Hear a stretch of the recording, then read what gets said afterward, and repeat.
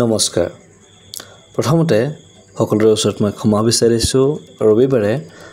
এইটো video upload দিব লগা আছিল কিন্তু কিছু ডিজিটেল অসুবিধাৰ কাৰণে আমি এইটো ভিডিও আপলোড দিব নোৱাৰিলো আৰু আজি এইটো আপলোড দিছো ধন্যবাদ তো আজি আমি কৰিব লৈছো হাতৰ ট্ৰেইনিং মানে ট্ৰেইনিং ফৰ দা হেণ্ড আমি হাতখন ট্ৰেইন কৰিবৰ কাৰণে কি কৰিব লাগে যাতে হাতখনত আমাৰ কন্ট্ৰোল আহি যায় আৰু ছবি অঁকাৰ ক্ষেত্ৰত হাতৰ কন্ট্ৰোলটো বহুত বেছি ইম্পৰ্টেন্ট তাৰ কাৰণে তোমালোকে বৰশী বোৱা প্ৰেক্টিস কৰিব পাৰা মানে যদি বৰশী বোৱা তেতিয়া হাতৰ যেটো ষ্টেবিলিটি আছে হেতু বাঢ়িব প্লাস তোমালোকৰ ধৈৰ্য বাঢ়িব তো আজি আমি আৰম্ভ কৰিব লৈছো হাতৰ ট্ৰেইনিং এখন যে দেখি আছে পেপাৰখন এখন সাধাৰণ পেপাৰ নহয় ইয়াত মই হাতৰ ট্ৰেইনিংৰ বাবে নিজে ডিজাইন কৰিছো কিছুমান ঘৰ বনাইছো তোমালোকে ইয়াত দেখাৰ দৰে মই যেনেকৈ দেখুৱাইছো তেনেকৈ তোমালোকে কামবোৰ কৰিব চেষ্টা কৰিবা আৰু কৰি পেলাই মোক দেখাবা ঠিক আছে তো আহা আমি আজি ড্ৰয়িংৰ ক্লাছটো আৰম্ভ কৰো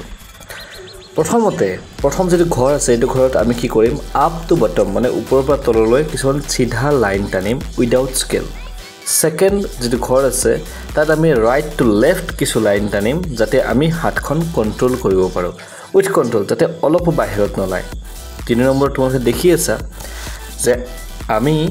লাইন টানিম কিন্তু ওপৰৰ পৰা তললৈ নহয় আমি ঠিক মাজৰ পৰা সাইডত মানে লাইন টানিম সাইডৰ ফালে এংগল টাইপত লাইনটো টানিম দেন তাৰে অপজিটত আমি 4 নম্বৰ লাইন টানিম ঠিক তেনেদৰে 5 নম্বৰ যেটো ঘৰ আছে তাত কিছুমান আমি কাৰ্ভ লাইন টানিব চেষ্টা কৰিম ঠিক আছে মানে আমি একৰে হেল্প নোহোৱাকৈ কাৰ্ভ লাইন টানিম নেক্সটত অপজিট হিচাপত আমি কাৰ্ভ লাইন টানিম কিন্তু কাৰ সহায় নলোৱাকৈ প্ৰথমতে অকমান বেয়া হ'ব কিন্তু তোমালোকে ঠিক এনেদৰে চেষ্টা কৰিবা যাতে তোমালোকৰ হাতখন চাৰিওফালে মুভেবল হয় মানে ফ্ৰী হেণ্ড হৈ যায় হাতখন যাতে ফ্ৰী হৈ যায়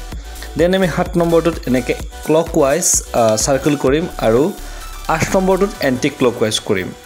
এই সাৰ্কেল কিটা কৰোতে মনত ৰাখিব যাতে তোমালোকে পৰালৈকে পেন্সিলডাল নুঠুৱাকে সাৰ্কেলটো কমপ্লিট কৰা ঠিক আছে দেন 9 নম্বৰত আমি কি কৰিম কিছুমান স্কয়াৰ টাইপত ক্লকৱাইজ ডাইৰেকচনত লাইন টানিম স্কয়াৰ টাইপত এনেকে বনাই থাকিম 10 নম্বৰটোত এন্টি ক্লকৱাইজ স্কয়াৰ বনাম মানে কৰিব খুজিছো কি আমাৰ হাতখন যাতে ক্লকৱাইজ এন্টি ক্লকৱাইজ সিধা কৈ বেকা কৈ সম্পূৰ্ণভাৱে চাৰিওফালে ঘূৰাব পাৰো আমি হেতু প্ৰেক্টিস আমাৰ হ'ব লাগিব ভালদৰে তেতিয়াহে আমি পাৰিম 11 নম্বৰ ঘৰটোত আমি ট্ৰায়াঙ্গল কিছুমান ড্ৰয়িং কৰিম আৰু এনেকে ড্ৰয়িং কৰিম যাতে এটা ট্ৰায়াঙ্গল আন এটা ট্ৰায়াঙ্গলত টাচ নহয় ঠিক আছে নেক্সট আমি এটা উল্টা ট্ৰায়াঙ্গলৰ শেপ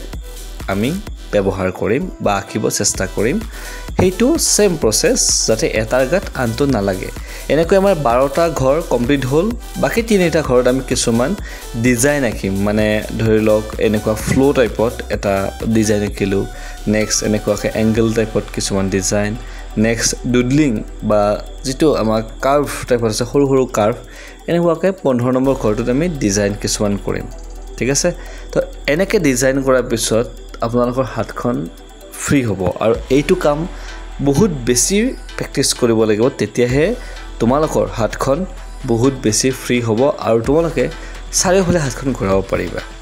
যদি ভিডিওটো তোমালোকৰ ভাল লাগিছে তেন্তে ভিডিওটো লাইক সাবস্ক্ৰাইব কৰিবা আৰু আমাৰ গোটেইকেইটা ক্লাছ কন্টিনিউ কৰিব ট্ৰাই কৰিবা আৰু ক্লাছ কেইটাত কি শিকিছা সেইখিনি ঘৰত আঁকি পেলাই আমাক দেখাবা ঠিক আছে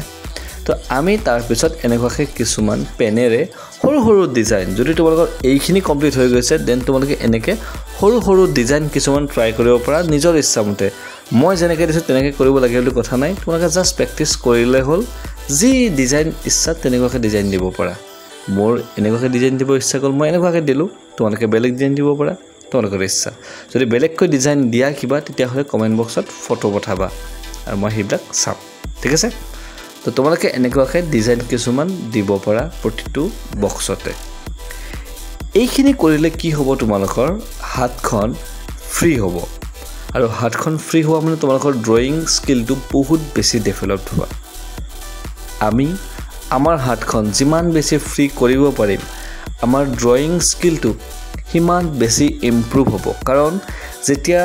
তোমালোকে যিকোনো এটা ছাবজেক্ট লৈ পেলাই ছবি আঁকিব ট্ৰাই কৰিবা সেই ছাবজেক্টটোত প্ৰথমতে তোমালোকৰ স্কেটছটো ধুনীয়া হ'ব লাগিব আৰু স্কেটছ ধুনীয়া কেতিয়া হ'ব যেতিয়া তোমালোকৰ লাইনিং ধুনীয়া হ'ব আৰু লাইনিং ধুনীয়া হোৱাৰ কাৰণে তোমালোকৰ হাতৰ কণ্ট্ৰল বহুত বেছি প্ৰয়োজন তো আজিলৈ ইয়াতে শেষ ধন্যবাদ